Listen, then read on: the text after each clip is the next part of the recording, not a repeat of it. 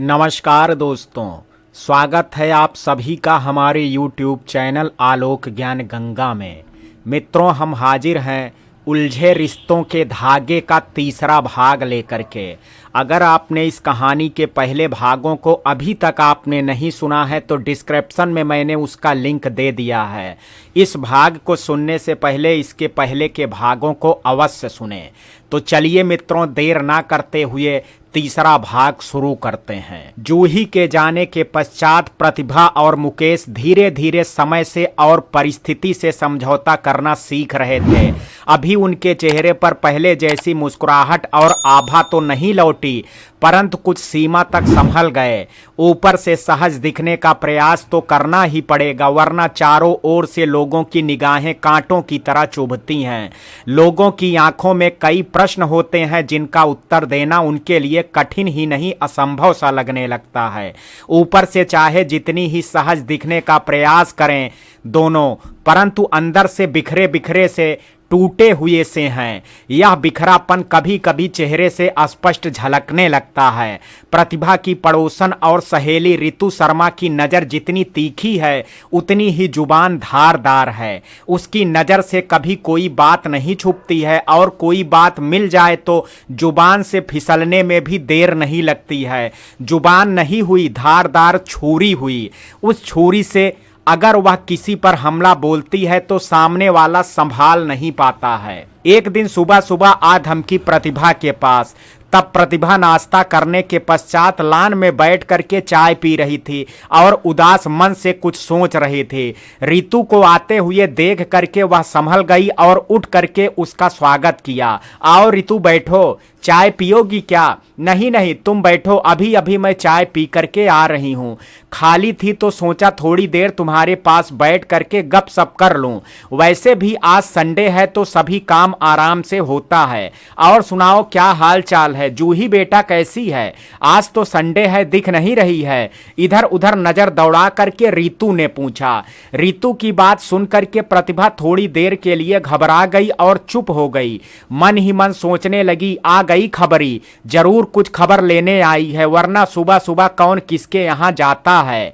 क्या हुआ प्रतिभा? बिल्कुल खामोश हो, मेरी बातों का जवाब नहीं दिया।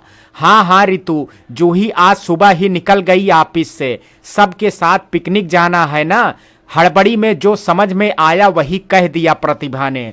जूही ऑफिस जाती है, मैंने तो कई दिनों से उसको ऑफिस जाते हुए देखा नहीं, इसलिए सोचा शायद कहीं घूमने गई होगी। रितु की बात सुन करके प्रतिभा फिर सोचने पर बाध्य हो गई।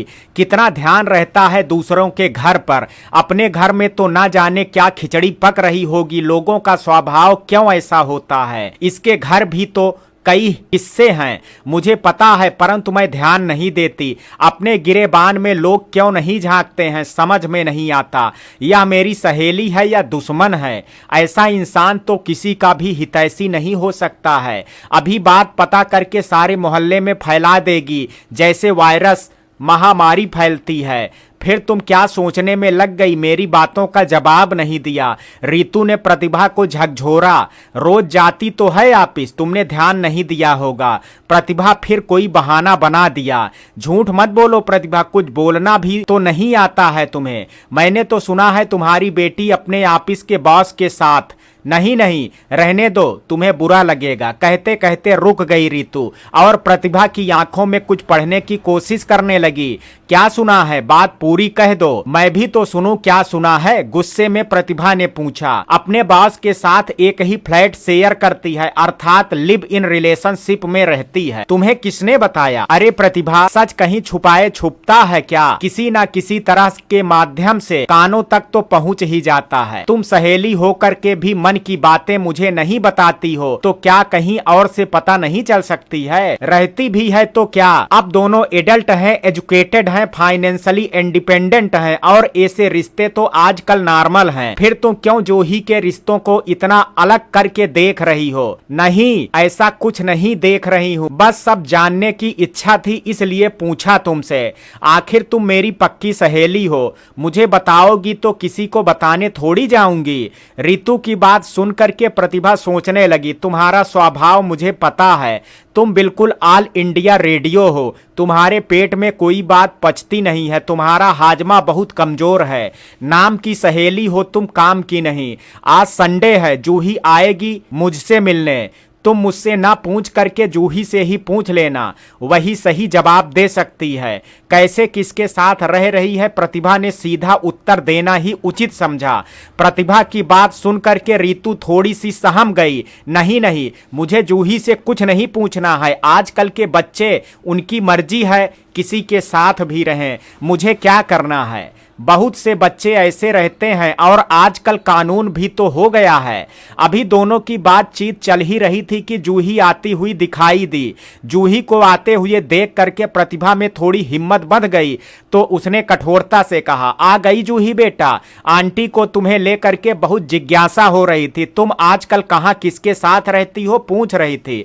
प्रतिभा का सीधा प्रहार देख करके रितु थोड़ा सा घबरा गई और बात संभालते हुए कहा, नहीं नहीं बेटा, मुझे जिज्ञासा नहीं हो रही थी, मैं तो तुम्हारी मम्मी से इसलिए पूछ रही थी क्योंकि उस दिन मेरी सहेली मृदुला मुझसे तुम्हारे बारे में बात कर रही थी, तो मुझे विश्वास नहीं हुआ। आंटी, क्यों नहीं विश्वास हुआ? सच, पर विश्वास करना तो आना चाहिए। सच है, मैं अपने बॉस के साथ लिव इन रिलेशनशिप में रहती हूँ, उससे प्यार करती हूँ और शादी भी उसी से करूंगी। अगर आपको कोई आपत्ति ना हो तो। वैसे आंटी, मैंने सुना है आपका बेटा भी किसी के साथ लिव इन रिलेशनशिप में रहता है। हमने अभी उस ओर ध्यान नहीं दिया और आपकी पारिवारिक मामले में हस्तक्षेप करने की कोशिश नहीं की। फिर आपको इतनी जिज्ञासा क्यों है मुझे लेकर के, वह भी मेरी अनुपस्थिति में? मेरी मां को आप इस तरह के प्रश्न पूछ करके परेशानी में डाल रही हैं। इस बार जूही ने धारदार छुरी चलाई। जूही की बात सुनकर के रितु बगलें झांकने लगी, बिल्कुल चुप और नजरें नीची करके बैठी रही। थोड़ी देर बाद फिर कहा, ठीक है, मैं तो अब चलती हूं, फिर कभी आऊंगी प्रतिभा। इस बार उत्तर दिया जूही ने, आ जाना आंटी, मगर हमारे यहाँ कोई मसालेदार खबर आपको और नहीं मिलेगी। जो भी खबर थी मैंने बता दी। इस तरह समाज की आंखों में आंखें मिला करके प्रतिभा और जूही तो बात कर लेती हैं, मगर मुकेश अपने दोस्तों का, अपने कलीग का, अपने कभी सामना हो जाता तो कतराता है। अपने जमाने में अपने अनुशासन और रुतबे के लिए वह बहुत प्रसिद्ध था। आज वह सबके प्रश्नों का उत्तर कैसे दे? कैसे कहे कि अपनी बेटी बिना शादी किए अपने बॉस के साथ रह रही है? पहले ऐसा कोई केस सामने आता तो बच्चों को समझा करके, फटकार करके सही रास्ते पर लाने का भरसक प्रयास करता रहा, मगर आज अपनी बेटी को सही रास्ते पर ला नहीं पाया, फिर किस मुंह से लोगों से बात करता? एक दिन मुकेश को अपना एक सबसे घनिष्ठ मित्र विनय मिल गया। विनय भी अब रिटायर हो चुका है और एक दिन दोनों संयोग बस एक सुपरमार्केट में मिले।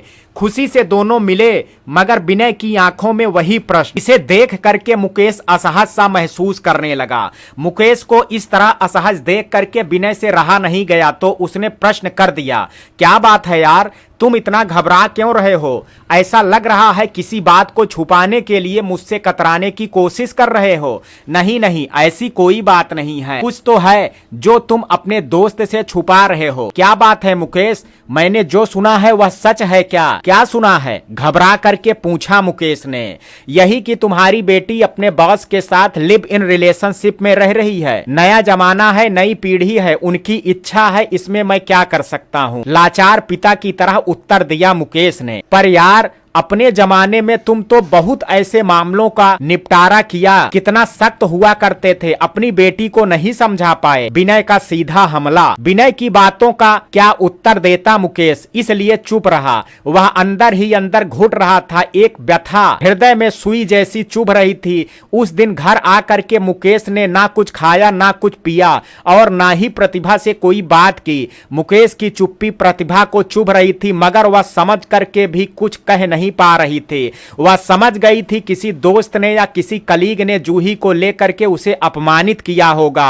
एक ऐसा इंसान जिसने कभी किसी के सामने झुकने का नाम नहीं लिया और ना ही कभी कोई गलत रास्ते पर कदम रखा, उस इंसान का स्वाभिमान को अगर कोई ठेस लगाए तो उसकी चुप्पी किसी दिन भयानक रूप ले सकती है। इस बात से डर रही थी प्रतिभा और हुआ भी वही। धीरे धीरे मुकेश की चुप्पी ने एक गंभीर रूप ले ली और वह बीमार रहने लगा। मुकेश की बीमारी प्रतिभा के लिए बहुत बड़ी चिंता का विषय था। उसने एक दिन प्यार से उसके सिर पर हाथ फेरते हुए कहा, इस तरह चुप रह करके स्वयं को खत्म करने का मन बना लिया है तुमने? कभी मेरे बारे में नहीं सोचा? तुम्हें अगर कुछ हो गया तो मेरा क्या होगा? मुकेश, अपने लिए ना सही मेरे लिए तो सोचो। निकाल दो मन से सारी दुविधा, तोड़ दो मन की सीमा रेखा, पार करो मन की सरहदें और निकल करके बाहर आओ। बाहर वर्तमान समय में जो भी चल रहा है उसे स्वीकार करना सीखो तो खुश रहोगे और स्वस्थ रहोगे। मन में जो बातें तुम्हें चुभ रही हैं मुझे बता दो, मन हल्का हो जाएगा। जहां भी जाता हूं मेरे परिचित, मेरे दोस्त, कलीग मिल जाते हैं। सबकी जुबान पर एक ही सवाल होता है, जूही कहां पर है, किसके साथ रह रही है, क्यों इनके पास और कोई काम नहीं है, इनको मेरा अतीत याद नहीं है। कुछ अच्छी बातें करते तो अच्छा लगता, थोड़ी बहुत हंसी मजाक कर ले तो भी अच्छा लगता। क्यों व्यक्तिगत बातों में इतना इंटरेस्ट लेते हैं लोग? या समाज ऐसा क्यों है? लोग स्वयं अपने गिरेबान में कभी झांकते क्यों नहीं हैं? इनके जीवन में भी कोई ना कोई बात अवश्य होगी, परंतु दूसरों के जीवन में झांकना तो जैसे इनका एक जन्म सिद्ध अधिकार है। आज बहुत दिनों के बाद मुकेश ने अपने मन का गुबार प्रतिभा के सामने निकाल दिया। प्रतिभा आज खुश है क्योंकि इतने दिनों की जमी हुई बातें आज मुकेश ने उसके सामने कह करके मन को हल्का कर लिया। मुकेश पहले से थोड़ा सा सहज हो करके अपने जीवन जीने लगा, मगर बीच बीच में फिर भी किसी किसी की बातें मन की गहराई तक चुभ जाती और दिल व्यथित हो जाता। उसकी चुप्पी को देख करके प्रतिभा फिर छेड़ देती और मुकेश मन की बातें फिर एक बार कह देता। इस तरह दोनों के जीवन की गाड़ी तो चल रही थी, कभी खुशी कभी गम मिल करके, मगर कहीं कुछ कमी दोनों को खलती थी। वह कमी है जूही की। प्रतिभा का मन स्मृतियों के गलियों में भटकने लगा। आज अगर जूही पास होती तो जिंदगी में रौनक ही रौनक होती। ना ही लोगों से आंखें चुराना पड़ता, ना ही किसी की कड़वी बातें सुनने को मिलती। कितने शौक से पाल पोस करके बड़ा किया था जूही को, विश्वास किया था उस पर और उसे खुली आजादी दी थी। इस तरह जूही उस आजादी का अलग अर्थ निकाल करके जिंदगी को नर्क के पथ पर धकेल देगी यह मालूम ना था। कितनी आशा लेकर के लंदन भेजा था एमबीए करने के लिए, अच्छे से एमबीए करके लौट कर भी आई, परंतु आते ही वक्त के साथ जूही भी क्यों बेरहम सी हो गई। हमसे ही गलती हुई, जूही को अलग नहीं रखना था। अपनी आंखों के सामने रख करके बड़ा करती तो शायद यह नौबत नहीं आती। हमारा प्यार ना मिलने के कारण ही शायद वो इतनी जिद्दी हो गई है। सच ही है, माता पिता से बढ़ करके संतान को कोई प्यार नहीं दे सकता है। माता पिता प्यार भी देते हैं तो गलती पर डांट भी सकते हैं। नाना नानी तो केवल प्यार ही दिया, मगर उसकी गलती पर उसे कभी डांट नहीं लगा पाए। उसकी हर इच्छा पूरी करते रहे, जिसके कारण बड़ी होते वह और जिद्दी हो गई। अब सोचने से भी क्या हासिल, हाथ से सब कुछ निकल चुका है। रह गया है तो केवल दिल में चुभते कांटे, जो वक्त बेवक्त दिल को लुहलुहान कर देते हैं और आंखें बरस पड़ती हैं। एक लंबी सांस लेकर के प्रतिभा अपने हृदय के भारीपन को कम करने का असफल प्रयास करने लगी। जूही और आदित्य की रिश्ते की प्रगाढ़ता अभी भी कम नहीं हुई थी। अपने पापा की तबीयत खराब होने के कारण जूही चाहती थी कि आदित्य जितनी शीघ्र हो सके उससे शादी कर ले, परंतु आदित्य अभी किसी निर्णय की स्थिति में स्वयं को नहीं पा रहा था। आदित्य का बार बार शादी की बात को टालना और रोज कोई बहाना बनाना जूही के मन में शक पैदा करने लगा। आदित्य शादी के लिए मना भी नहीं कर रहा था और ना ही हाँ कह रहा था। उसे पता था जब तक उसके पापा अखिलेश चोपड़ा शादी के लिए हाँ नहीं करते हैं तब तक वह शादी नहीं कर सकता है। उसके पापा तो उसके लिए लड़की ढूंढ चुके हैं और उनकी दिली तमन्ना है कि आदित्य उर्वशी से शादी करे। उर्वशी से शादी करने से आदित्य को दोहरा लाभ है। एक तो एक बिजनेस वूमन मिल जाएगी, दूसरी उसकी संपत्ति मिल जाएगी। उर्वशी अपने बिजनेसमैन पिता की एकमात्र संतान है और वह स्वयं भी एक कंपनी मालिक है। ऑफिस से लौटते ही आदित्य को काफी की तलब होती है और काफी भी जूही के हाथ की बनी हुई पसंद करता है।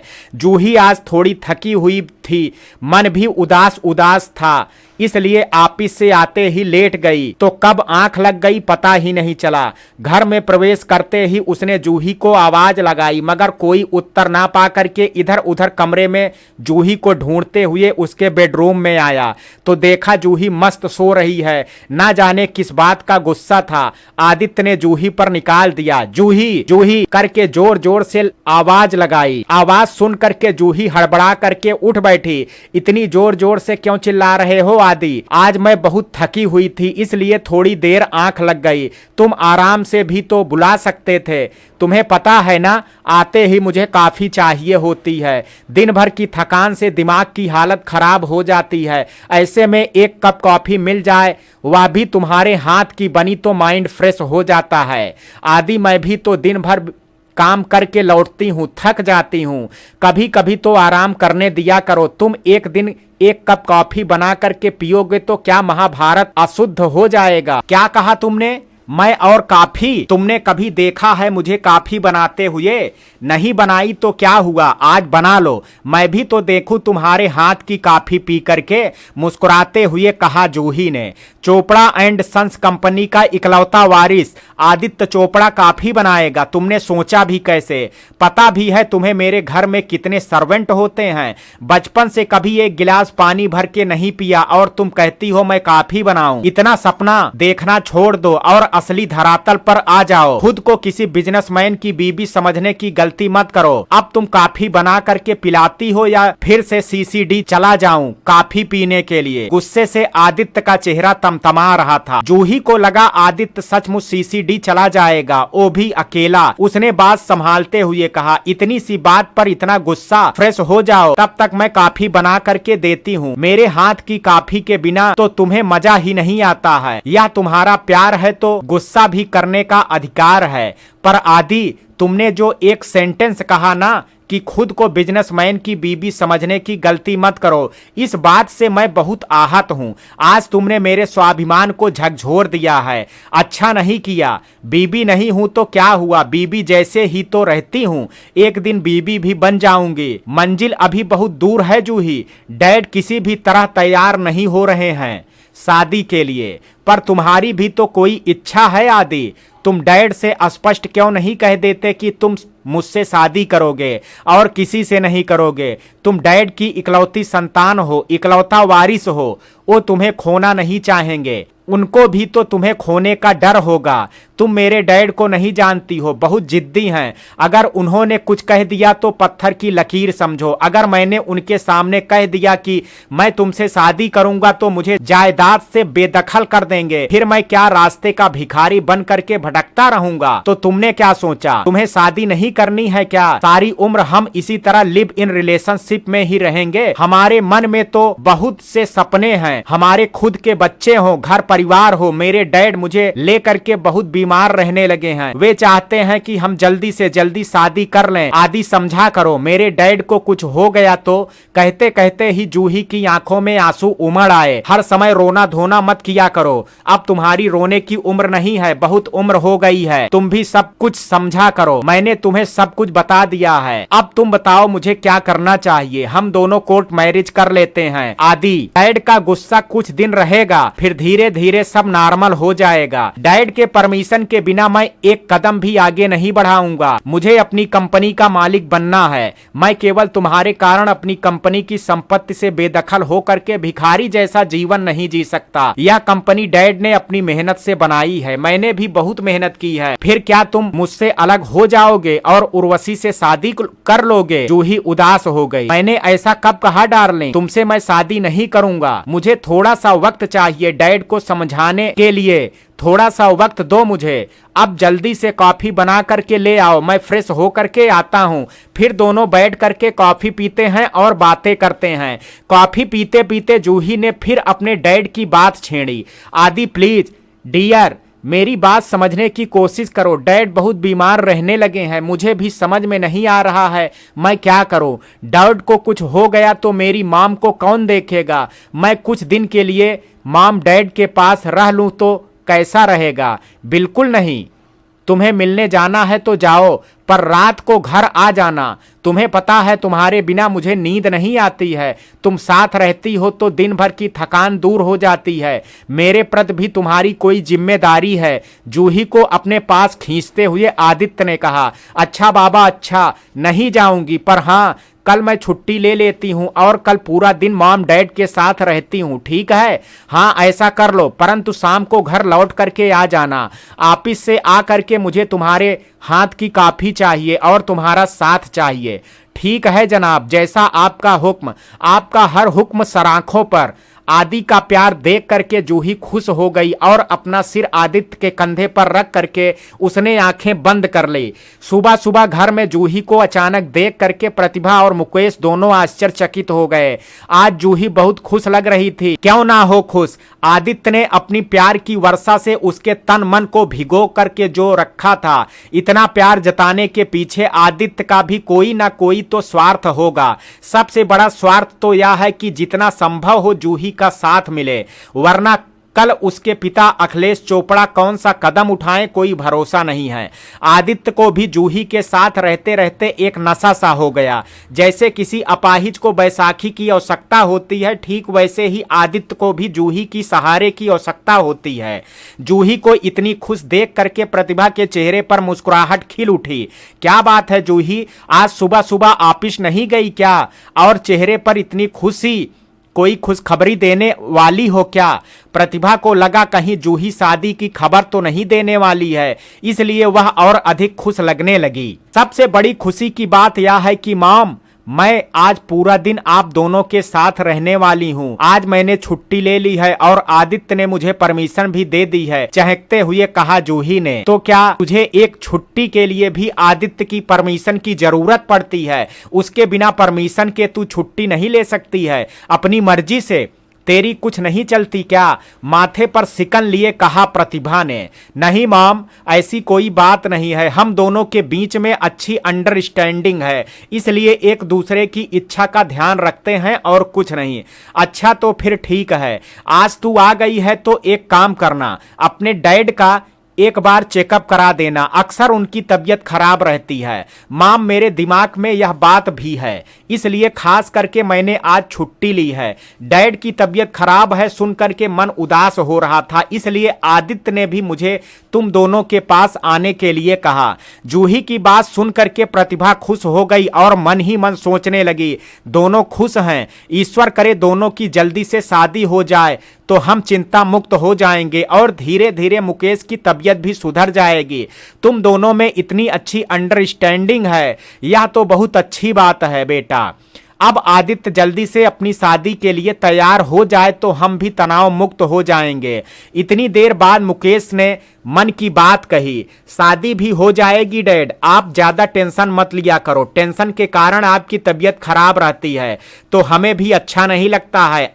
आज चलते हैं, आपका चेकअप करा देते हैं, उसके बाद हम आज मॉल चलेंगे शॉपिंग के लिए। कहां पर चलना है चेकअप के लिए? कौन सी पैथोलॉजी सबसे अच्छी है? प्रतिभा ने पूछा। मल्होत्रा पैथोलॉजी सबसे पास में है और अच्छी भी है, वहीं चलते हैं। क्यों जूही? मुकेश ने कहा। मुझसे ज्यादा तो आपको पता है डैड, मल्होत्रा पैथोलॉजी अच्छी है तो वहीं चलते हैं। जूही ने हामी भर दी। आज हम लंच मॉल में ही करेंगे मॉम, इसलिए घर में खाना बनाने की आवश्यकता नहीं है। पर तुम्हारे डैड तो बाहर का कम खाते हैं, डॉक्टर ने भी मना किया है। प्रतिभा ने चिंता जताई। माम, बाहर भी कम तेल और मसाले का खाना मिल जाता है, कुछ ऐसा ही देख करके डैड खा लेंगे। फिर कब चलना है? प्रतिभा ने पूछा। मैं तो तैयार हूँ, आप दोनों नहा धो करके तैयार हो जाओ, फिर निकल पड़ते हैं। थोड़ा जल्दी जाएंगे तो हमें ज्यादा समय मिल जाएगा मॉल घूमने के लिए। चेकअप कराने के बाद तीनों मॉल के लिए निकल पड़े। आज तीनों ही बहुत खुश हैं। बहुत समय के पश्चात तीनों इस तरह एक साथ शॉपिंग के लिए निकले हैं। जूही आज मॉम डैड के चेहरे पर खुशी देख करके बहुत खुश है। वह सोचने लगी, आज के इस सुनहरे अवसर के लिए तुम्हें क्रेडिट जाता है आदि। तुमने मुझे यह मौका दिया, इसके लिए मेरे दिल में तुम्हारे प्रति प्यार और सम्मान और बढ़ गया है। आदित्य के प्यार में जूही अपना अस्तित्व ही भूल गई, व्यक्तित्व ही भूल गई। वह यह भी भूल गई क्योंकि आदित्य के अनुमति के बिना भी ऑफिस से छुट्टी लेने का अधिकार उसे है और यह अधिकार कानून भी देता है। दो मनुष्य के प्यार के मध्य और खाली स्थान नहीं हो तो वह प्यार किसी दिन जी का जंजाल बन जाता है। इस बात से बेखबर जूही आजकल आदित्य के प्यार में पूरी तरह डूब चुकी है। कल क्या होगा यह भी सोचने का उसके पास समय नहीं है, या फिर यूं कह सकते हैं कि आदित्य अपनी चतुराई से उसे सोचने का मौका ही नहीं देता है।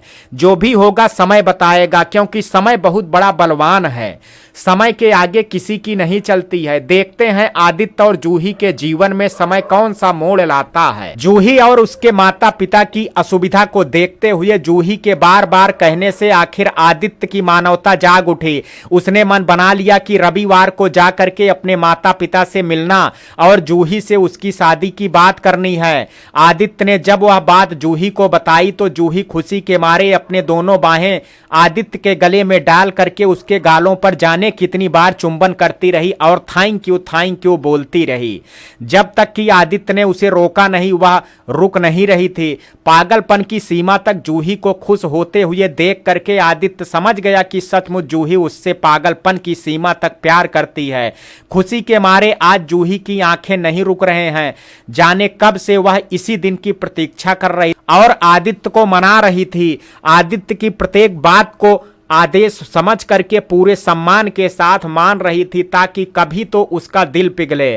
खुशी बहुत देर तक संभाल नहीं पाई जूही तो उसने आदित्य से पूछ डाला, तुम कब जा रहे हो मॉम डैड से बात करने? इसी संडे को जाने का मन बनाया है मैंने। एक काम करना, तुम भी संडे को मॉम डैड से मिल करके आना। मैं दिन भर वहीं रहूंगा, डैड को मनाने में समय लगेगा। तुम कब तक आओ फिर मैं भी उसी हिसाब से घर से निकलूंगी। अभी एकदम समय तो नहीं बता सकता पर हाँ 9 बजे तक आ ही जाऊंगा। हो सकता है 10 बजे तुम आ जाना। 9 बजे तक ठीक है डार्लिंग, मैं 9 बजे तक आ जाऊंगी, तुम अपने हिसाब से आ जाना। रविवार सुबह सुबह अचानक आदित्य को देख करके पापा अखिलेश चोपड़ा और उसकी मां निशा चोपड़ा बहुत खुश हो गए। लगभग 1 महीना हो गया आदित्य अपने माता पिता से नहीं मिला। अपनी कंपनी का लुक बदलने के कार्य में वह बहुत व्यस्त था। ऑफिस का पुराना हुलिया बदल करके एक नया रूप देने की योजना चल रही है। उसकी मां निशा खुश होकर के उसके पास आई और कहा, क्या बात है बेटा, पूरा महीना हमसे मिलने नहीं आया। माम काम का प्रेशर कुछ ज्यादा ही है, इसलिए संडे को नींद से उठने में ही देर हो जाती है। फिर तो ऐसा लगता है कि पूरे वीक की थकान निकाल लो। सोच करके भी नहीं आ पाया। सॉरी माम। सॉरी की कोई बात नहीं है बेटा, तुम काम में व्यस्त हो, ठीक है, अपना काम ठीक से करो। मैंने कई बार सोचा तुमसे मिलने आऊंगी परंतु तुम्हारे डैड ने ही मना किया। कहा थका हारा रात को घर लौटता है, तुम जा करके क्या करोगी? समय मिलते ही वह खुद ही आ जाएगा। तुम्हारा बेटा कहीं भागा नहीं जा रहा है, इसलिए इंतजार में बैठी रही। तो सही कहा था ना मैंने? आ गया ना तुम्हारा बेटा। अब जितनी इच्छा हो बैठ करके बातें करो। आज पूरा दिन मॉम के साथ बैठ करके बात करना। अखिलेश चोपड़ा ने हो करके कहा, आपसे भी तो बात करनी है डैड, आप घर में नहीं रहोगे क्या आज? आदित्य मन ही मन सोच रहा था, डैड आपसे ही तो बात करने आया हूँ मैं, दिन भर रहूंगा मैं। रात को जाना है एक बिजनेस पार्टी में 8 बजे करीब। तब तक जो बातें करनी है कर लेना, इतना समय काफी है डैड।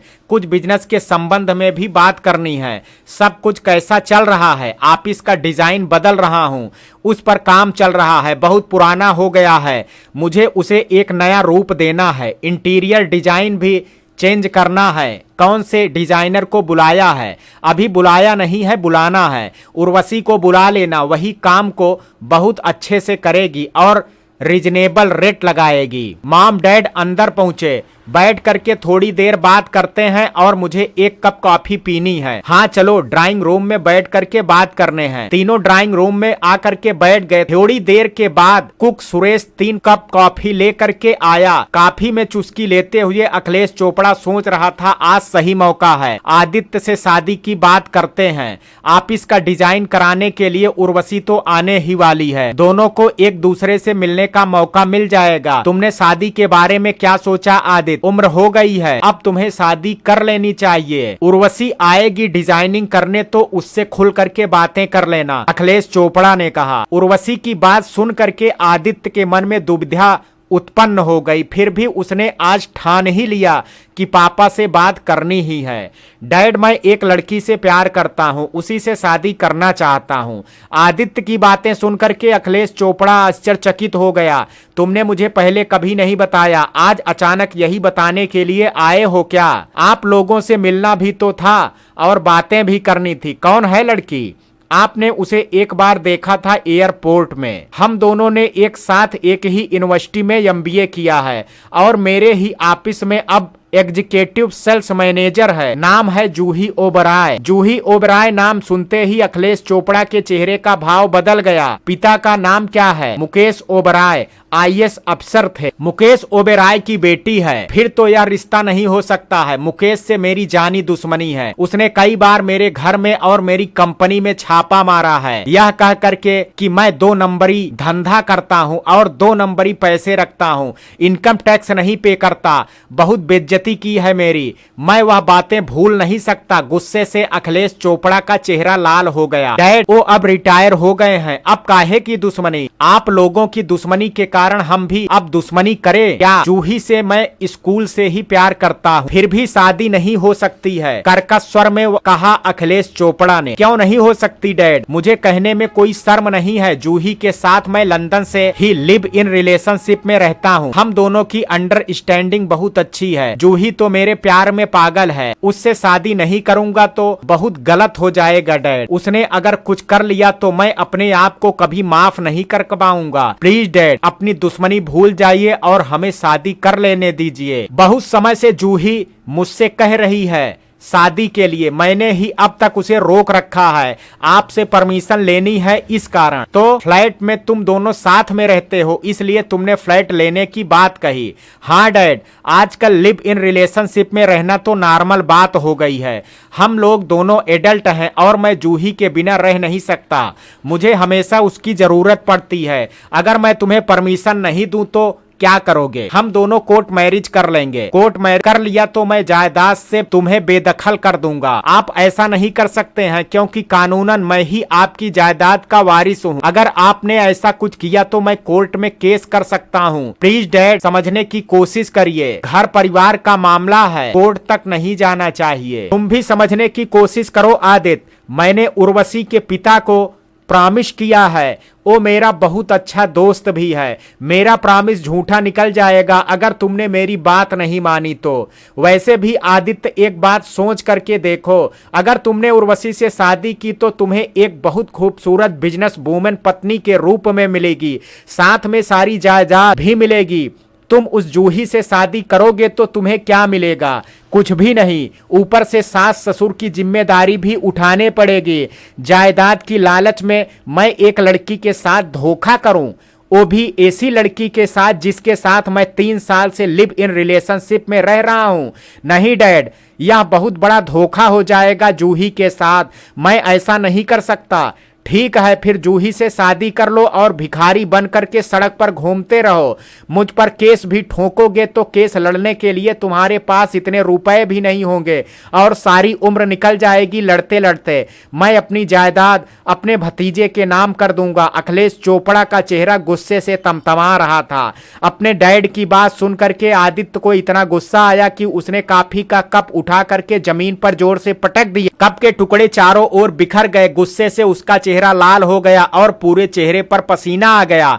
वह गुस्से से बड़ी बड़ी आंखों से अपने डैड को घूरने लगा। आदित्य का इस तरह का बर्ताव अखिलेश चोपड़ा को बिल्कुल भी अच्छा नहीं लगा। वह मन ही मन सोचने लगा, इस लड़के के लिए मैंने क्या नहीं किया। अच्छे स्कूल में पढ़ाया, लंदन जाने की इच्छा हुई तो लंदन भेजा, जब जो भी मांगा सब दिया, मगर आज एक लड़की को लेकर के मुझसे दुश्मनी करने पर उतर आया है। मुझे आंखें दिखा रहा है। ये आंखें किसको दिखा रहे हो? तुम्हारी आंखों से मैं डर जाऊंगा क्या? जब मैं मुकेश ओबेराय जैसे आईएएस अफसर से कभी नहीं डरा, बल्कि उसका ट्रांसफर करवा दिया, तो अब मुझे अपने बेटे से डरना पड़ेगा? मैंने तुम्हें सब कुछ दिया, तुमने जब जो मांगा सब इच्छा पूरी की, जिसके कारण तुम इतने जिद्दी हो गए हो। अब ठोकर खाओ तो समझ में आएगा कि जायदाद कमाना कोई इश्क का खेल नहीं है। कमा करके देखो तो पता चलेगा कि मैंने जायदाद कमाने के लिए कैसे कैसे पापड़ बेले हैं। तुम्हें तो कमाया हुआ सब मिल गया, पुश्तैनी जायदाद। इसलिए अक्ल ठिकाने पर नहीं है। अपनी जायदाद एक ऐसी लड़की पर उड़ा रहे हो जो शादी से पहले ही किसी के साथ रहने के लिए तैयार हो जाती है। ऐसी लड़कियों का कोई भरोसा नहीं है। ऐसी लड़की मेरे घर की बहू बन करके कभी नहीं आएगी। मेरे जीते जी तो ऐसा नहीं होगा। यह आखिरी निर्णय है मेरा। डैडी, आप जूही के बारे में ऐसी बातें नहीं कर सकते हैं। जूही ऐसी लड़की नहीं है। वह केवल मुझे चाहती है और मेरे साथ ही शादी करना चाहती है। किसी और की तरफ तो उसने कभी आंख उठा करके भी नहीं देखा। तुम उससे शादी नहीं करोगे तो वह जीवन भर कुमारी तो नहीं रहेगी, किसी और लड़के से शादी कर लेगी। ऐसी लड़की का कोई भरोसा है क्या? अगर वह शरीफ लड़की होती तो शादी से पहले तुम्हारे साथ कभी नहीं रहती, चाहे हमसे दुश्मनी क्यों ना हो। अपने पापा को मेरे पास भेजती शादी की बात करने के लिए। हमारे समाज में आज भी ऐसा ही होता है। तुम जैसे युवा हमारे समाज के नियमों को, हमारे दिए हुए हिंदुस्तानी संस्कार को पांव तले रौंद करके समाज में गंदगी फैला रहे हो। जैसे एक मछली पूरे तालाब को गंदा कर देती है, वैसे ही कुछ युवा समाज की पूरी युवा पीढ़ी को गलत दिशा दिखा रहे हैं। डैड, एक साथ रहना गलत कैसे हुआ? एक ही लड़की के साथ एक साथ रहते और प्यार करते हैं, इसलिए साथ रहते हैं, एक दूसरे को समझने के लिए। समय बदल गया है। आपका समय कुछ और था। उस समय लव मैरिज नहीं होता था, अरेंज मैरिज होता था। उस समय लड़कियां किसी भी परिस्थिति में ढल जाती थी, मगर आजकल की पढ़ी लिखी लड़कियां लड़कों को जाने बिना किसी भी परिस्थिति के साथ समझौता नहीं करना चाहती। यह समय समय का अंतर है। जूही और मैं दोनों एक दूसरे को अच्छी तरह समझते हैं, इसलिए शादी का निर्णय लिया है। शादी करनी है तो कर लो। मैंने बताया ना कि मेरे जीते जी मेरे घर में वह लड़की नहीं आ सकती है और ना तुम्हें जायदाद मिलेगी। अगर अपने दम पर शादी करना चाहते हो तो कर लो। शादी के बाद मुझसे कोई संबंध नहीं रहेगा, बहुत दृढ़ता के साथ कहा अखिलेश चोपड़ा ने। यही आपका आखिरी फैसला है डैड? हाँ, यही आखिरी फैसला है।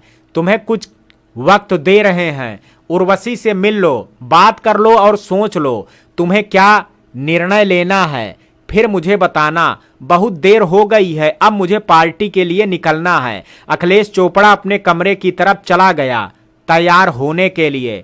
इतनी देर चुपचाप बैठी आदित्य की मां निशा दोनों बाप बेटे की बात सुन रही थी। निशा में इतना साहस नहीं है कि वह अपने पति के विरुद्ध जाए, इसलिए उसने बीच में कुछ कहने का प्रयास नहीं किया। अपने पति अखिलेश चोपड़ा के चले जाने के पश्चात निशा ने अपने बेटे की ओर देखा तो वह बहुत दुखी था। उठ करके आदित्य के पास आई और कहा, बेटा, डैडी ने जैसे कहा है सोच लो, फिर फैसला करना।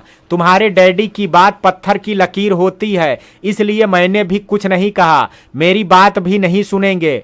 ठीक है माम, मैं अब चलता हूँ। रात का खाना खा करके जाना बेटा, कुक खाना बना रहा है। नहीं माम, अब खाने की इच्छा नहीं है, कह करके आदित्य तेज कदमों से निकल गया। अपने बेटे को जाते हुए निशा एकटक देख रही थी। माँ का दिल बेटे को देख करके दिल तड़प तो रहा है, मगर मजबूरी इतनी है कि कुछ कह नहीं पा रही है। पति का साथ दे या बेटे का, दो पार्टों के बीच में जैसे गेहूं पीसा जाता है, ठीक वैसे ही बाप और बेटे के बीच में निशा की ममता पिस रही है। उसकी आंखों की कोरों में नमी तैरने लगी। एक दीर्घ श्वास छोड़ करके वह अपने कमरे की ओर बढ़ गई। अपना क्रोध और भावना दोनों ही संभाल नहीं पा रहा था आदित्य। अपने पापा से इतनी कठोरता की आशा उसने नहीं की थी। सोचा था अपने बारे में अच्छे से बताने से शायद मन की भावना समझ जाएंगे। प्यार तो कोई देख परख कर ठोंक बजा करके नहीं करता है, कब हो जाता है किसी को पता ही नहीं चलता है। और फिर यह उम्र भी तो ऐसी ही है। फ्लैट में पहुंच करके उसे कुछ सूझ नहीं रहा था। जूही भी घर में नहीं थी कि उसे ऐसे समय में सहारा देती। उसने एक की बोतल निकाल ली और एक के बाद एक पैक बेधड़क पीने लगा। पीते पीते जाने कब इतना नशा चढ़ गया, सोफे पर ही लुढ़क गया। जूही लगभग 9 बजे घर पहुंची और आदित्य को इस तरह से देख करके डर गई। वह दौड़ करके आदित्य के पास आ करके उसे पुकारने लगी, आदि आदि उठो, आदि आंखें खोलो। बहुत पुकारने के बाद भी जब आदित्य ने आंखें नहीं खोली तो जूही ने पानी ला करके उसके चेहरे पर छिड़का, तो थोड़ी देर के बाद उसने धीरे धीरे आंखें खोली। ऐसा लगा थोड़ा सा नशा उतरा है।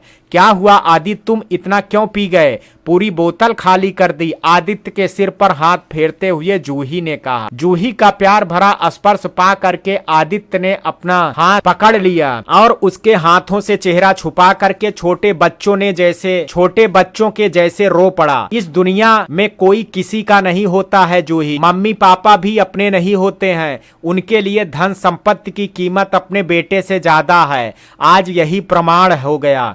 रो मत आदि, पहले सब बातें खुल करके बताओ, वहां पर क्या हुआ? उठो, उठ करके बैठो। आदित्य को सहारा दे करके जूही ने उठाया और बैठा दिया। पता नहीं मुझे क्या हो गया था, स्वयं को संभाल नहीं पाया और बेधड़क पी गया। ऐसा क्या हुआ जो तुम इतना पी गए और बहुत जल्दी घर भी आ गए? आज पता चला कि डैड को मुझसे ज्यादा अपनी जायदाद प्यारी है। तुम बताओ, जब कोई बच्चा बड़ा होता है तो मम्मी पापा से कह करके प्यार करता है क्या? मैं तुम्हारे साथ रहता हूँ मॉम डैड को बिना बताए। यह बात उनको बिल्कुल अच्छी नहीं लगी। मैं अगर कह भी देता तो भी वे कभी भी मुझे परमिशन नहीं देते। उनकी नज़र में लिव इन रिलेशनशिप में रहना पाप है। तुम्हारे लिए तो उनके मन में बिल्कुल ही कोई सम्मान नहीं है। वो तुम्हें अपने घर की बहू बनाने के लिए बिल्कुल तैयार नहीं है। उर्वशी को अपने घर की बहू बनाना चाहते हैं ताकि उसकी जायदाद मिल जाए। ठीक है, फिर हम कोर्ट मैरिज कर लेंगे। दो मन तो मिला हुआ है, बस हमारे रिश्ते को एक सामाजिक पहचान की जरूरत है, वह मिल जाएगी। ऐसा करने से डैड मुझे अपनी जायदाद से बेदखल कर देंगे। सारी जायदाद मेरे चाचा जी के लड़के के नाम कर देंगे। इतना अन्याय नहीं कर सकते हैं। जायदाद के असली वारिस तो तुम ही हो, तुम केस कर देना। मैंने कहा था, मगर उन्होंने कहा कर दो केस, पूरी जिंदगी निकल जाएगी केस लड़ते लड़ते। रास्ते का भिखारी बन जाओगे, भिखारी बन करके घूमोगे। एक लड़की के लिए अगर तुम पूरी जायदाद खोना चाहते हो और हमसे रिश्ता तोड़ना चाहते हो तो तोड़ दो, फिर भी हम उस लड़की को बहू के रूप में स्वीकार नहीं करेंगे। अब तुम ही बताओ मैं क्या करूं? आदित्य की बातों को जूही के पास कोई जवाब नहीं था। वह सोचने लगी, आदित्य केवल मेरे लिए सब कुछ खो देगा और रास्ते का भिखारी बन जाएगा। ऐसे कैसे हो सकता है? अपने मॉम डैड को छोड़ करके वह कैसे जी पाएगा? क्या मैं अपनी मॉम डैड को छोड़ करके जी सकती हूँ? नहीं, मुझे भी कुछ सोचना पड़ेगा। पर मैं क्या सोचूं, क्या करूं, किस राह पर जाऊं? मुझे कुछ भी समझ में नहीं आ रहा है आदि। मुझे इस वक्त क्या करना चाहिए? तुम ही बताओ, मुझे क्या करना चाहिए? इस वक्त कुछ करने की आवश्यकता नहीं है। तुम केवल एक कप कॉफी बना करके ले आओ मेरे लिए। बाद में सोचते हैं क्या करेंगे। एकदम से कोई कदम नहीं उठाएंगे। डैड ने मुझे समय दिया है सोचने के लिए, मुझे सोचने दो। ऑफिस में आदित्य के कमरे के सामने ही जूही का केबिन है। जूही केवल एग्जीक्यूटिव सेल्स मैनेजर ही नहीं अपितु आदित्य का पीए का काम भी करती है। जब भी आदित्य को जूही की आवश्यकता पड़ती है तो जूही तुरंत उसके कमरे में हाजिर हो जाती है। आदित्य और जूही को लेकर के भी ऑफिस में सभी कलीग पीछे पीछे बातें करते हैं और हंसी उड़ाते हैं। सबको पता है कि दोनों लिव इन रिलेशनशिप में रहते हैं। एक दिन एक कलीग ने हंसी उड़ाते हुए कहा, देखो मैडम के नखरे, ऑफिस में ऐसे आती हैं जैसे ऑफिस की मालकिन वही हैं। मालिक को तो बिल्कुल अपने इश्क के जाल में फंसा करके रखा है। ऐसे सज धज करके आती हैं जैसे कोई अप्सरा किसी मुनि ऋषि का तप भंग करने के लिए स्वर्ग से उतरी हैं। दूसरी कलीग ने कहा, हाय हाय, ऐसे मालिक पर तो मैं जान देने को तैयार हूं, मगर वह तो पलट करके देखता ही नहीं है। कितना हैंडसम और सेक्सी भी है, ऊपर से इतना अमीर भी है। तीसरी ने कहा, फिर एक दिन जा करके क्यों नहीं इजहारे मोहब्बत कर देती? इसके लिए तो पहले स्वर्ग से उतरी अप्सरा का मर्डर करना पड़ेगा, वरना अंदर बैठा मुनि ऋषि तो मेरी और मेरी ओर देखेगा भी नहीं। फिर क्या था, सारे कलीग ठहाका मार करके हंसने लगे। सबके लिए एक मनोरंजन का विषय था जूही और आदित्य का संबंध। एक चौथे कलीग ने कहा, तुम लोगों को क्या लगता है इतनी बड़ी कंपनी का मालिक इस लड़की से शादी कर लेगा? देख लेना, एक दिन चिड़िया उड़ जाएगी और एक दूसरी चिड़िया से शादी करके उसे अपने घोंसले में बैठा देगा। एक लड़की कलीग ने कहा, ऐसी लड़कियों के साथ ऐसा ही होना चाहिए। लाज शर्म तो है नहीं, मालिक के साथ लिव इन रिलेशनशिप में रहती हैं और ऑफिस में आकर के ऐसा दिखाती हैं जैसे कितनी शरीफ और मासूम हैं। इसके कारण तो हमारे बास हमारी ओर नजर उठा करके कभी देखते भी नहीं हैं। हाय, दिल पर छुरी चल जाती है जब उस लड़की से बास आंखें मिला मिला करके बातें करते हैं। इतने में आदित्य अपने रूम से निकल करके बाहर आया तो एक लड़की कलीग ने कहा, सब चुपचाप अपना काम करो, हैंडसम बाहर आ गया है। अब देखना उस अप्सरा से कैसे आंखें मिला मिला करके बातें करता है। आदित्य सीधा उस लड़की कलीग के पास आया और कहा, हेलो मिस केतकी, आपका नाम केतकी है ना? केतकी आश्चर्यचकित हो गई और खुश भी हो गई। वह उठ करके खड़ी हो गई और कहा, यस सर, आई एम केतकी। आपको मेरा नाम याद है? याद रखना पड़ता है, आपको मैंने एक बजट बनाने के लिए दिया था ना? तैयार है क्या? यस सर, अभी तैयार करके आपके केबिन में लेकर के आती हूँ। केतकी सोचने लगी, इसी बहाने केबिन में जा करके 2 मिनट बैठने का तो मौका मिल जाएगा।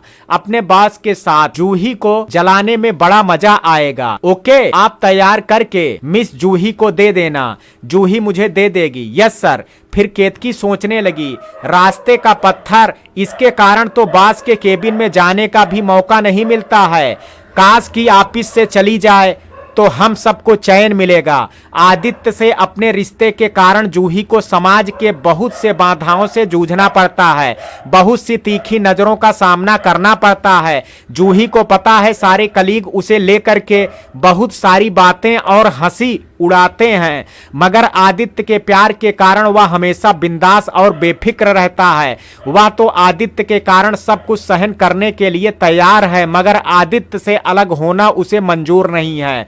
यह प्यार भी इंसान को क्या से क्या बना देता है। जूही मन लगा करके कोई काम कर रही थी, इतने में एक मीठी सी आवाज उसके कानों में पड़ी। क्या आप मुझे बता सकती हैं मिस्टर आदित्य चोपड़ा का केबिन कौन सा है? जूही ने नजर उठा करके देखा, सामने एक बहुत ही खूबसूरत stylish red and black combination की एक ड्रेस पहन करके एक स्लिम ट्रिम सी लड़की खड़ी है। जूही उठ करके खड़ी हो गई और केबिन दिखाते हुए कहा, सामने ही उनकी केबिन है। आप कौन हैं? आप केवल केबिन बता दीजिए, अपना परिचय देना आवश्यक है क्या? जी सर, के केबिन में जाने से पहले बताना आवश्यक है कि आप किस काम से आए हैं और कौन हैं। इतनी सेफ्टी तो रखनी पड़ती है। तो आप उनकी पीए हैं क्या? यही समझ लीजिए। मेरा नाम उर्वशी है, मैं इंटीरियर डिजाइनर हूँ। आज मिस्टर आदित्य चोपड़ा ने मुझे बुलाया है। ठीक है, आप जाइए, सर बैठे हैं अंदर। उर्वशी आदित्य के कमरे की ओर बढ़ गई। इधर जूही सोचने लगी, इतनी खूबसूरत लड़की से आदित्य के पापा ने शादी तय की है, फिर भी आदित्य तैयार नहीं हुआ। खूबसूरती के साथ साथ इस लड़की में टैलेंट है, देख करके लगता है सब कुछ है उसके पास, एक कंपनी की मालिक भी है। इतना सब कुछ होने के बाद भी आदित्य शादी के लिए तैयार नहीं हुआ। इसका मतलब है मुझसे बहुत प्यार करता है। सोच करके आज जूही बहुत खुश हो गई, परंतु समय ही जानता है कि जूही की यह खुशी कब तक रहने वाली है। भविष्य के गर्त में क्या छुपा है यह तो केवल समय ही बता सकता है।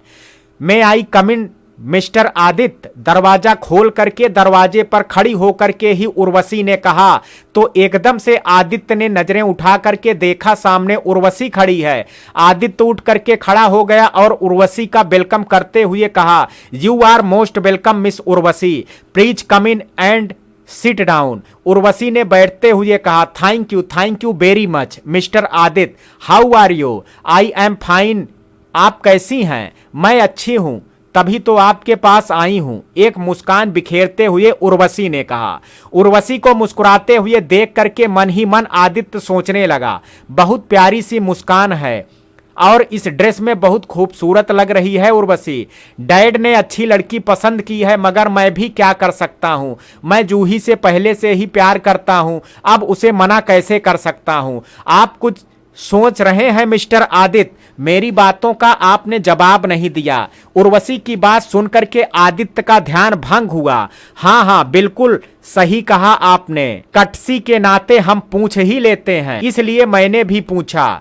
आप बिल्कुल स्वस्थ और खूबसूरत लग रही हैं। Thank you mister Aditya. Office का डिजाइन कैसा होगा, कुछ बताएंगी मुझे? डिजाइन का स्केच निकालते हुए उर्वशी ने कहा, देख लीजिए, नए डिजाइन का स्केच बना करके लाई हूँ। डिजाइन देख करके आदित्य ने कहा, good, very good, I like it, you are very talented designer. Scratch देख करके ही लग रहा है, और डैड ने भी कहा था, डैड ने सही कहा था। मुस्कुरा करके उर्वशी की ओर देखते हुए आदित्य ने कहा, मैं कुछ कट्स पसंद करके आई हूँ, आपको एक बार मेरे साथ चलना होगा। उसमें से जो आपको पसंद है वही कट्स लगाएंगे ऑफिस में। आपके पास अभी समय है क्या? समय है तो आप चल सकते हैं मेरे साथ। Why not? Of course. पहले एक कप चाय पी लेते हैं, उसके बाद चलते हैं। आपको अगर कोई ऑब्जेक्शन नहीं हो तो हम कॉफी हाउस में बैठ करके कॉफी पी सकते हैं और बिजनेस के बारे में कुछ डिस्कशन भी कर सकते हैं। चलिए, ये तो बहुत अच्छी बात है, वहीं बैठते हैं शांति से और बिजनेस के बारे में डिस्कस करते हैं। यहाँ बैठेंगे तो कई क्लाइंट आ जाएंगे मुझसे मिलने, ढंग से बात भी नहीं कर पाएंगे। उर्वशी आदित्य की बात सुनकर के खुश हो गई। वह यही तो चाहती थी कि आदित्य उससे अकेले में बैठ करके थोड़ी देर बातें करे ताकि उसके विचार जान सके, उसे अच्छी तरह पहचान सके। इधर जूही के मन में उथल पुथल मचा हुआ है। वह बार बार आदित्य के कमरे के दरवाजे की ओर देखती है और सोचती है, बहुत देर हो गई, दोनों इतनी क्या बात कर रहे हैं, केवल डिजाइन के बारे में बात करनी है, उसमें क्या इतना समय लगता है? जाऊं क्या अंदर एक बार किसी बहाने? नहीं नहीं, आदित्य अगर बुरा मान गया तो देखते हैं थोड़ी देर इंतजार करके। जूही अपने ख्यालों की दुनिया से बाहर आई ही थी कि आदित्य और उर्वशी दोनों कमरे से बाहर आए और बात करते करते उसके सामने से निकल गए। आदित्य ने जूही को एक बार देखा भी नहीं, बातों में इतना मगन था वह, ऐसा कभी होता नहीं। इसलिए जूही को एक झटका सा लगा और दिल में हुक सी उठने लगी। आदित्य का यह बर्ताव जूही को इतना बुरा लगा कि उसकी आंखों में आंसू उमड़ आए। कॉफी हाउस में हाथ में एक एक कप कॉफी लेकर के उर्वशी और आदित्य आमने सामने बैठे हुए हैं। कुछ देर तो आंखों ही आंखों में एक दूसरे को देखते रहे और परखते रहे। उर्वशी तो आदित्य को पहली नजर में ही पसंद कर चुकी है, और क्यों ना पसंद करे। अमीर बाप की इकलौती संतान है, पूरी संपत्ति उसकी, और ऊपर से लंदन से एमबीए किया हुआ है। एक handsome stylish young man. Urvashi भी काफी स्टाइलिश है। ऐसे में कोई स्टाइलिश यंग मैन उसे पसंद आ जाए, यह कोई आश्चर्य की बात नहीं। आदित्य अभी भी दुविधा में है, कहाँ जाए किधर जाए उसे समझ में नहीं आ रहा है। मन के आईने में एक बार जूही की छवि देखता है तो एक बार उर्वशी को सामने बैठी हुई देखता है, फिर दोनों में तुलना करने लगता है। जूही खूबसूरत, इंटेलिजेंट है, मगर बहुत अधिक संपत्ति की मालकिन नहीं है। उर्वशी खूबसूरत, इंटेलिजेंट बिजनेस वूमेन है और बहुत अधिक संपत्ति की मालकिन है। जूही के लिए मन में पुराना प्रेम है, मगर उर्वशी के लिए अभी मन में प्रेम पनपा नहीं है। हो सकता है यह मिलन प्रेम नगर तक ले जाए। इतनी खामोशी से मुझ में क्या देख रहे हो आदित्य? उर्वशी ने चुप्पी तोड़ी। तुम्हें देख करके सोच रहा हूं, एक लड़की में एक साथ इतने सारे गुण कैसे हो सकते हैं? मतलब स्पष्ट कहो। मेरा मतलब तुम खूबसूरत, इंटेलिजेंट, स्टाइलिश बिजनेस वूमेन और साथ में इतनी संपत्ति की इकलौती वारिस। डैड ने तुम्हें यूं ही नहीं पसंद किया है, कुछ देख करके किया है, पर मैं अभी भी कंफ्यूज्ड हूं, शादी के लिए हाँ करूं या ना। आदित्य से तारीफ सुन करके उर्वशी को अपने ऊपर थोड़ा सा गुमान हो गया। सो तो मैं हूं, अब तुम्हें डिसाइड करना है कि तुम मुझसे इश्क करते हो या किसी और की हो जाने देते हो। मुझसे शादी करने के लिए बहुत हैंडसम यंग मैन तैयार है, सब तुम्हारे ऊपर डिपेंड करता है। आदित्य, अभी समय है, सोच लो, मैं तुम्हारे जवाब के इंतजार में हूँ। उर्वशी की बात सुनकर के आदित्य को जलन सी होने लगी और वह मन ही मन सोचने लगा, तुम जैसी इतनी खूबसूरत सी जादूगरनी और कुबेर के खजाने वाली राजकुमारी को मैं कैसे किसी और को होने दे सकता हूँ। मुझे शुरू से ही दोबारा सोचना पड़ेगा। वैसे भी मैं डैड के खिलाफ जा करके अपना सब कुछ गंवा नहीं सकता। मॉम डैड से तो रिश्ता तोड़ना एक भयानक सपना जैसा लगता है। इतने गंभीर मुद्दे में क्या सोच रहे हो आदित्य? मेरी बातों का कोई जवाब भी नहीं दे रहे हो। इश्क तो मुझे तुमसे हो ही गया है। भला तुम जैसी इतनी खूबसूरत लड़की से किसी यंग मैन को इश्क नहीं हो तो वह तो माटी का पुतला हो जाएगा। आदित्य की बातों से बहुत खुश हुई उर्वशी, इसलिए खुशी से मचलते हुए उसने कहा, मुझसे तो सबको इश्क हो जाता है, मगर मैं तो तुम पर फिदा हूँ। जरानबाजी के लिए बहुत बहुत शुक्रिया मोहतरमा। आपने तो अपनी अदाओं से दिल घायल कर दिया। आशिक बेचारा दिल थाम करके बैठा है। मुस्कुरा करके आदित्य ने कहा, तो आशिक महाशय, अब थोड़ी सी बिजनेस की बात कर लें जिसके लिए हम यहाँ पर आए हैं। किसने कहा केवल बिजनेस की बातें करने आए हैं? तो जनाब आप किस लिए आए हैं? आपको जानने पहचानने, क्योंकि डैड ने आदेश निकाल दिया, शादी की डेट पक्की करो। अब और बहुत इंतजार नहीं कर सकता। तो आपने क्या जाना? अभी से कैसे बता दें? थोड़ा इंतजार करना पड़ेगा। इंतजार का मजा भी अलग होता है। आपके लिए तो मैं ताउम्र इंतजार कर सकती हूँ। आप आजमा करके तो देखिए। आदित्य की आंखों में आंखें डाल करके उर्वशी ने कहा। उर्वशी की बात सुन करके आदित्य सोचने लगा, शादी तो मुझे तुमसे ही करनी पड़ेगी उर्वशी, पर मैं तुम्हें वह प्यार दे पाऊंगा कि नहीं मुझे पता नहीं, क्योंकि अगर किसी से सच्चा प्यार है तो जूही से है। अभी जो भी मैं तुम्हारे साथ बैठ करके बातें कर रहा हूं केवल मेरे डैड को खुश करने के लिए। मुझे पता है मैं अपनी खुशी कुर्बान कर रहा हूं, मगर मुझे प्रैक्टिकल होना पड़ेगा। केवल प्यार के सहारे तो जिंदगी जी नहीं जा सकती है। केवल जूही के लिए मैं सड़क का भिखारी नहीं बन सकता। अपने माता पिता से रिश्ता नहीं तोड़ सकता। इसलिए मुझे यह कदम उठाना पड़ रहा है। माफ करना अगर मैं तुम्हें सच्चा प्यार नहीं दे पाया तो। मुझे यह भी अच्छी तरह से पता है कि इस शादी से 3 जिंदगियों की खुशी खतरे में है, परंतु मैं मजबूर हूं और कोई रास्ता भी तो नहीं है मेरे पास। डैड ने मुझे इतना मजबूर कर दिया कि मेरी सोचने समझने की शक्ति ही चली गई। 2 रास्ते में से एक रास्ते को चुनना है, मगर अभी मैं 2 राहे पर खड़ा हूं। ना मैं जूही को छोड़ सकता हूं और ना ही मैं अपने माता पिता को। तुमसे शादी ना करूं तो सब कुछ खो दूंगा, और जूही से शादी ना करूं तो उसकी जिंदगी बर्बाद हो जाएगी। मेरे लिए इंतजार तो कर सकती हो, परंतु यह बताओ शादी के बाद अपनी कंपनी का क्या करोगी? आदित्य असली मुद्दे पर आ गया। क्या करेंगे? दोनों मिलकर के कंपनी चलाएंगे। मेरी कंपनी मेरे नाम से ही चलेगी और तुम्हारी कंपनी तुम्हारे नाम से। सिंपल। मेरे डैड से जो भी जायदाद मुझे मिलने वाली है वह तो मेरे नाम से ही रहेगी। वह मैं तुम्हारे नाम नहीं करने वाली। पहले से ही स्पष्ट बता देती हूं, इस मामले में मैं बिल्कुल कोई इमोशनल डिसीजन नहीं लेती। मेरा मतलब मैं बहुत प्रैक्टिकल हूं। हाँ, जीवन साथी बन करके कदम से कदम मिला करके चलेंगे, मगर मेरी कंपनी का प्रॉफिट मेरा और तुम्हारी कंपनी का प्रॉफिट तुम्हारा।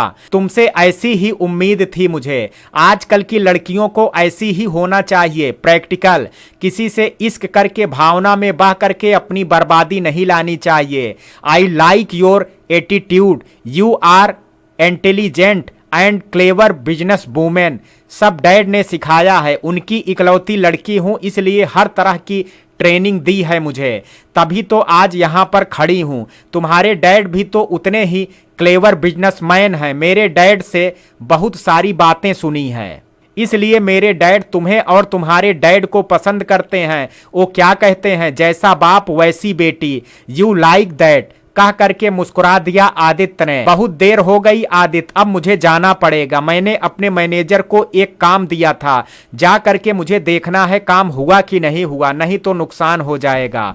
बाप रे, इसलिए तो मैंने तुम्हें कहा you are very clever business women. चलो चलते हैं, मैं भी जा करके अपने ऑफिस में देखता हूँ सब लोग क्या कर रहे हैं। लगभग 2-3 घंटे के बाद आदित्य वापस ऑफिस आया तो उसे आते ही देख करके जूही सिर झुका करके काम में व्यस्त हो गई। व्यस्त क्या हुई, व्यस्त होने का एक तरह से नाटक करने लगी। आज वह आदित्य से नाराज भी है और दुखी भी है, इसलिए उससे आंखें मिला करके बात नहीं करना चाहती। आदित्य जूही के सामने आकर के रुक गया कुछ बताने के लिए, फिर भी जूही ने आंखें उठा करके नहीं देखा। जूही, बहुत ज्यादा बिजी हो क्या? मैं खड़ा हूँ, फिर भी मेरी तरफ एक बार भी नहीं देखा। ऑफिस डेकोरम मेंटेन करना है, इसलिए जूही उठ करके खड़ी हो गई और आंखें झुका करके ही कहा, यस सर, सॉरी सर, बताइए क्या बात है, मैंने ध्यान ही नहीं दिया कि आप खड़े हैं। जूही का यस सर नो सर सुन के आदित्य को समझ में आ गया कि जूही आज नाराज है, और नाराज किस लिए है यह भी थोड़ा थोड़ा समझ में आ रहा है। ऑफिस में कुछ नहीं पूछ सकते, इसलिए उसने कहा, कोई बात नहीं, तुम एक बार अंदर आओ, तुम्हें कुछ समझाना है। जी सर, मैं अभी आती हूँ, आप चलिए, जूही ने आंखें झुका करके कहा। कुछ देर बाद जूही जा करके आदित्य के सामने सिर झुकाए खड़ी हो गई। तुम खड़ी क्यों हो? बैठो, बैठ जाओ आराम से, मेरे हाथ का काम निपटा के तुम्हें मैं अच्छे से समझाता हूँ क्या करना है। आदित्य का आदेश मान करके जूही बैठ गई चुपचाप। आज उसका दिल के साथ दिमाग भी काम नहीं कर रहा है। आंखों के सामने वही दृश्य बार बार घूम रहा है, कैसे आदित्य उसे अनदेखा करके उर्वशी के साथ सामने से निकल गया। ऐसा व्यवहार उसने पहले कभी नहीं देखा था। आदित्य का एक तरह से वह सदमे में है। एक फाइल निकाल करके देते हुए आदित्य ने कहा, इस फाइल में बजट लिखा हुआ है, ना इंटीरियर डिजाइन चेंज करने में और आउटर डिजाइन चेंज करने में खर्चा होगा। उर्वशी के साथ मिल करके तुम सब कुछ संभाल लेना। मैंने उर्वशी को भी समझा दिया है सब कुछ। फाइल लेते हुए जूही ने आदित्य से एक बार भी नजर नहीं मिलाई। आंखें झुका करके ही उसने कहा, उर्वशी मैडम को पता है कि मैं कौन हूँ? तुम मेरे ऑफिस की एग्जीक्यूटिव सेल्स मैनेजर हो और मेरी पीए भी हो, बस इतना ही जानती है और कुछ नहीं, और कुछ बताना मैं जरूरी नहीं समझता। थोड़ा रूखेपन से कहा आदित्य ने। इसमें गुस्सा करने वाली क्या बात है? ऑफिस में ऑफिस की बातें करते तो ज्यादा अच्छा। अभी कलीग ध्यान से देखते हैं कि हम दोनों कैसी बातें कर रहे हैं। हमारे बारे में सबको सब कुछ पता है। शुक्र है उर्वशी को अभी तक कुछ पता नहीं है। अगर पता हो भी जाएगा तो क्या? मैं नहीं चाहता कि उसे कुछ पता चले। क्यों, शादी की बात पक्की हो गई क्या? ऑफिस में बैठ करके इस तरह की बातें नहीं करो जूही, मुझे पसंद नहीं है। जो भी कहना है घर चलो, घर चल करके कहना। घर? किसका घर? कैसा घर? मेरा तो कोई घर नहीं है, घर तुम्हारा है। चाहे तो तुम मुझे साथ रख लो, चाहे निकाल दो, तुम्हारी मर्जी। जूही को नाराजगी से ज्यादा आदित्य पर अभिमान हो रहा था, इसलिए उसकी आंखों में आंसू आ गए। उसके मन में यह भी डर है कि कहीं उर्वशी से शादी कर ली आदित्य ने अपने डैड की बात मान करके तो मेरा क्या होगा? कहाँ जाऊंगी, क्या करूंगी? मेरे बारे में जान करके मेरे मॉम डैड पर क्या गुजरेगी? बहुत सारे प्रश्न उसके मन में। एक भी प्रश्न का उत्तर नहीं मिल रहा है। ना आदित्य कुछ स्पष्ट कह रहा है। उसके मन में क्या चल रहा है कुछ समझ में भी नहीं आ रहा है। तो एक काम करते हैं, फ्लैट तुम्हारे नाम कर देते हैं, फिर तो घर तुम्हारा हो जाएगा, फिर तो कोई शिकायत नहीं होगी मुझसे। तुम्हारा दिया हुआ घर मुझे नहीं चाहिए। अगर मुझे तुम अपनी पत्नी होने का अधिकार नहीं दे सकते हो तो तुमसे मैं घर क्यों लूं? जूही, ऑफिस में बैठ करके आंसू मत बहाओ और गुस्सा भी मत करो। जो कुछ भी तुम्हारे मन में बात है घर में चल करके करना, मैं सारी बातें सुनूंगा। मैं कोशिश कर रही हूं मगर आंसू रुक नहीं रहे हैं, तो क्या करूं? आज जो आंसू बह रहे हैं तुम्हारे कारण ही बह रहे हैं। क्यों? मैं उर्वशी के साथ गया इसलिए, उसके साथ टाइम स्पेंड किया इसलिए, बिजनेस के लिए बहुत आवश्यक था इसलिए गया था। मेरे सामने से निकल गए और मुझे एक नजर देखा भी नहीं। मैं तुम्हें देखती रह गई। क्यों इतना नेग्लेक्ट किया मुझे? तो क्या मुझे तुम्हें आशिकाना नजर से देखना चाहिए था? यह ऑफिस है जूही, अगर ऐसा करता तो सारे लोग मुझे देख करके मेरी हंसी उड़ाते। मेरे साथ एक बहुत इंटेलिजेंट और क्लेवर बिजनेस वूमेन थी, उसे अगर सब समझ में आ जाता तो मेरे बिजनेस पर इफेक्ट पड़ता। तुम्हें यह बातें समझनी चाहिए क्योंकि तुम भी एमबीए कर चुकी हो, बिजनेस का नॉलेज है तुम्हें, पर तुम तो दिमाग से ज्यादा इमोशन से काम लेती हो। घर में इमोशंस ठीक है मगर ऑफिस में तो नॉर्मल और प्रैक्टिकल होना चाहिए। मुझे यही उम्मीद है तुमसे। कुछ तो बात है जो तुम मुझसे छुपा रहे हो आदित्य। तुम्हें क्या लगता है कौन सी बात छुपा रहा हूं? अपनी शादी की बात। तुम्हें क्या लगता है मैं शादी किससे करने वाला हूं? तुम उर्वशी से शादी करने वाले हो क्योंकि तुम डैड के खिलाफ कभी नहीं जा सकते। तुम ही बताओ, डैड के खिलाफ जाना चाहिए क्या? मॉम डैड से रिश्ता तोड़ देना चाहिए क्या? रिश्ता तोड़ने वाली बात मैं नहीं कह रही हूं आदि, पर तुम्हें कोई रास्ता तो निकालना पड़ेगा। तुमने अगर उर्वशी से शादी कर ली तो मेरा क्या होगा? मैं कहां जाऊंगी, क्या करूंगी? जूही की आंखें छलछला रही थी। तुम एक काम करो जूही, चलो मैं तुम्हें घर छोड़ करके आता हूं क्योंकि आज तुमसे काम करते नहीं बनेगा। तुम बहुत इमोशनल हो रही हो। जाना है घर? हाँ, मैं थोड़ी देर आराम करना चाहती हूँ, तबीयत ठीक नहीं लग रही है। जूही को देख करके आदित्य घर की ओर चल पड़ा। गाड़ी में जूही बिल्कुल चुपचाप बैठी थी। उसने आदित्य की ओर देखा भी नहीं और ना उससे एक भी बात की। हालांकि आदित्य प्रयास कर रहा था उससे बात करने का, मगर जूही ने बिल्कुल भी प्रतिक्रिया नहीं दी। देती भी कैसे? उसके मन में तो इस वक्त इतना बड़ा तूफान उठा हुआ है जिसमें उसका जीवन ही बह जाने का भय है। इसमें पहले जूही का जीवन कभी भी इतने बड़े झंझावत से नहीं गुजरा, इसलिए उसे समझने में कठिनाई हो रही है। आज रात को जब आदित्य घर पहुंचा तो प्रत्येक दिन की तरह जूही ने स्वागत नहीं किया।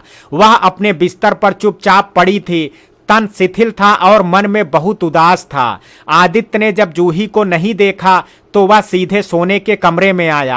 आदित्य को देख करके भी जूही ने कुछ नहीं कहा, चुपचाप वैसे ही पड़ी रही। चेहरा देख करके ऐसा लग रहा है जैसे जीवन से उमंग और तरंग की दुश्मनी हो गई।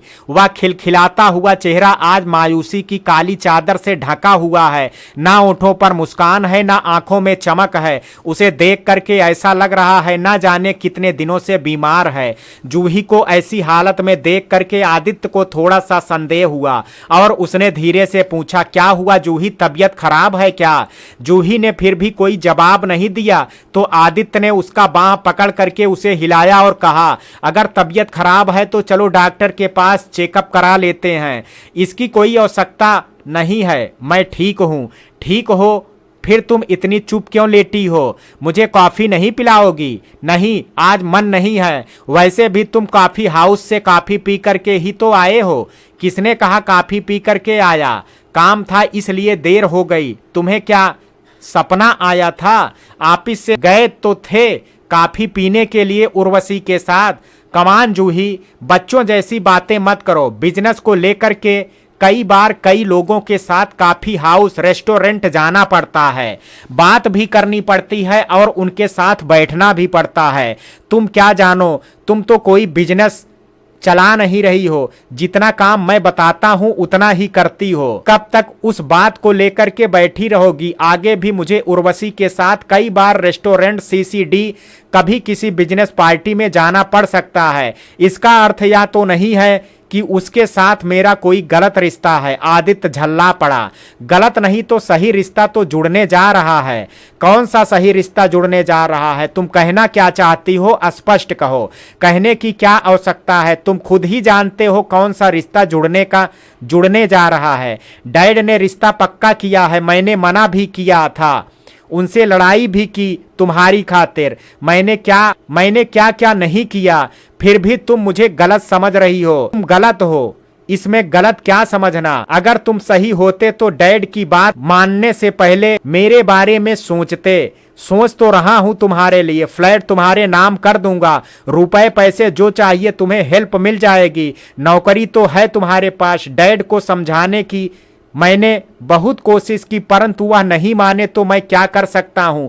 मेरा क्या दोष है? मैंने तो नहीं कहा था कि मैं उर्वशी से शादी करूंगा। शादी की बात तो डैड ने ही की, तुम्हारा दोष नहीं है। तो तुमने मना भी तो नहीं किया शादी के लिए। डैड ने डरा धमका दिया और तुम मान गए। तुम डट करके खड़े हो जाते, चलो कल चल करके हम कोर्ट मैरिज कर लेते हैं, फिर जैसे भी परिस्थिति आएगी दोनों मिल करके सामना करेंगे। किसी माता पिता को अपनी संतान से रिश्ता तोड़ देना इतना आसान नहीं होता है। जितनी आसानी से तुम्हारे डैड कह देते हैं वैसे कर नहीं सकते हैं। तुम इतना डरते क्यों हो? एक बार भी मेरे बारे में नहीं सोचते हो। मैं एक लड़की हो करके भी इतना बड़ा स्टेप ले सकती हूं, तो तुम इतना क्यों नहीं कर सकते हो? लिव इन रिलेशनशिप में रहते समय तो तुम सीना ठोक करके आगे बढ़े थे। अब जब स्थिति यहां तक आ पहुंची है तो मुझे ही बता दो मैं क्या करूं? तुम रहो इसी फ्लैट में मेरे साथ। फ्लैट में तुम्हारे नाम कर दूंगा। खुश रहा करो, बिंदास रहा करो। कैसे खुश रहूं जब मेरे कारण मेरे डैड, मेरी मॉम बीमार हो रहे हैं? मैं इस वक्त बीमार हो रही हूं, फिर कैसे खुश रहूं? जीवन किस दिशा की ओर जा रहा है कुछ पता ही नहीं है। ऐसे में कोई कैसे खुश हो सकता है? कभी सोचा ही नहीं था कि ऐसा वक्त भी आएगा। इतना बुरा वक्त भी नहीं है जूही। मैं तुम्हारे साथ हूं अभी तक और तुम्हारा हमेशा ध्यान रखता हूं। और क्या चाहिए तुम्हें? तुम्हें अच्छी तरह पता है मुझे क्या चाहिए। मुझे सम्मान चाहिए और वह सम्मान तब मिलेगा जब मुझसे तुम शादी करोगे। ऑफिस में भी लोग मुझे अजीब नजरों से देखते हैं, पीछे पीछे हंसते हैं। मैंने कई बार महसूस किया है, पर तुमसे मैंने कहा नहीं। बस इंतजार कर रही थी कि कभी तो तुम मुझसे शादी करोगे। लिव इन रिलेशनशिप में रहते समय तुमने यह सब सोचा नहीं था कि हमारा समाज अभी भी इतना उदार नहीं है। लोगों की बातें सुनने पड़ेगी, बुरी नजरों का सामना करना पड़ेगा। अब ये सब कहने से क्या फायदा? अब तो कानून भी बन गया है, फिर किस बात का डर और किस बात की शर्म? मुझे डैड ने कल बुलाया है कुछ बात करने के लिए। कल मुझे उनके घर जाना पड़ेगा। तुम चाहो तो मॉम डैड से मिल करके आ सकती हो। अब उठो जूही, एक कप कॉफी बना दो प्लीज डियर, बहुत थक गया हूं। तब तक मैं फ्रेश होकर के आता हूँ। जूही उठ करके धीरे धीरे किचन की ओर चली गई कॉफी बनाने के लिए, पर उसके मन में फिर वही प्रश्न घूमने लगा। आदित्य को क्यों बुलाया है डैड ने? कहीं उर्वशी से शादी की बात पक्की करने के लिए तो नहीं बुलाया? अगर आदित्य शादी के लिए हाँ कर देता है तो मुझे क्या करना चाहिए? मैं इस शादी को कैसे रोक सकती हूँ? मेरे पास कानूनन कोई हक भी तो नहीं है। कॉफी पीते पीते फिर जूही ने आदित्य से सवाल किया, डैड ने अगर शादी पक्की करने की बात कही तो क्या करोगे आदि? मुझे हाँ करना पड़ेगा जूही, कोई रास्ता नहीं है मेरे पास। फिर मैं क्या करूंगी? तुम इसी फ्लैट में रहना, तुम्हारी नौकरी भी रहेगी। मैं आता जाता रहूंगा और तुम्हारा पूरा ध्यान रखूंगा। मतलब तुम चाहते हो कि मैं आजीवन कुंवारी रह करके तुम्हारे साथ रहूं, हमारे रिश्ते को कोई नाम ना मिले, लोग मुझे तुम्हारी रखैल समझें। अगर तुम्हारी उर्वशी को हमारे रिश्ते के बारे में पता चल गया तो क्या कहेंगे? रखैल समझना हो तो लिव इन रिलेशनशिप में भी तो समझ सकते हैं। अभी भी कौन सी शादी करके मेरे साथ रही ही हो तुम? बात तो एक ही है ना। उर्वशी को कभी भी हमारे रिश्ते के बारे में पता नहीं चलेगा, यह मैं पूरे विश्वास से कह सकता हूँ। नहीं निभाना है मुझे इस तरह का रिश्ता। अब तक मैं तुम्हारे साथ यह सोच करके थी कि तुम मुझसे कभी ना कभी तो शादी करोगे, परंतु जब बात क्लियर हो गई तो मुझे ऐसा रिश्ता नहीं रखना है और ना ही तुम्हारी नौकरी चाहिए। फिर तुम कहाँ जाओगी? कहीं भी जाऊं तुम्हें क्या? तुम शादी करो और अपना परिवार लेकर के खुश रहो, मेरे बारे में सोचने की आवश्यकता नहीं है। कहते कहते जूही सिसक पड़ी। जब देखो तब रोना धोना करती रहती हो। यह बताओ कि इतनी अच्छी जिंदगी कितने लोगों को मिलती है, इसे तुम अच्छी जिंदगी कहते हो? अब मुझे समझ में आ रहा है नासमझी में मैंने कितनी बड़ी गलती की है। मॉम डैड का कहना मानती और उनके पसंद से शादी कर लेती तो एक खुशहाल परिवार होता मेरा, समाज में इज्जत होती, किसी के सामने भीख नहीं मांगना पड़ता, गर्व से सिर ऊंचा करके चलती। गलती मेरी है तो दोष किसे दूं? सब मेरी किस्मत है। तो अब कर लो शादी। मॉम डैड से कहो कोई लड़का देख करके तुम्हारी शादी कर दें। अब बहुत देर हो चुकी है, अब शादी नहीं हो सकती है। अब शादी होगी तो एक साथ दो जिंदगी बर्बाद होगी। कमान जूही, टेक इन इजी। आजकल ऐसे रिश्ते बहुत बनते हैं, टूटते हैं, फिर दोबारा रिश्ते बनते हैं, शादी भी होती है। तुम जरूरत से ज्यादा भावुक हो रही हो। नहीं आदित्य, मैं तुम्हारे बच्चे की माँ बनने वाली हूँ, इसलिए इमोशनल हो रही हूँ। अब मेरी शादी कैसे हो सकती है? जूही की बात सुन करके आदित्य उछल पड़ा। What are you sure? Sure हूँ तभी बता रही हूँ। मैं गई थी टेस्ट करवाने के लिए।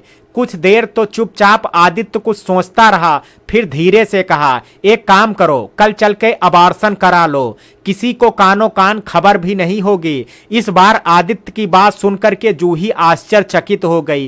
कैसी बात कर रहे हो आदि? हमारे प्यार की पहली निशानी है एक बच्चे को आने से पहले ही उसे मौत दे दूं। नहीं नहीं, मैं ऐसा नहीं कर सकती, आखिर मैं एक माँ हूं, मुझसे ये सब नहीं होगा।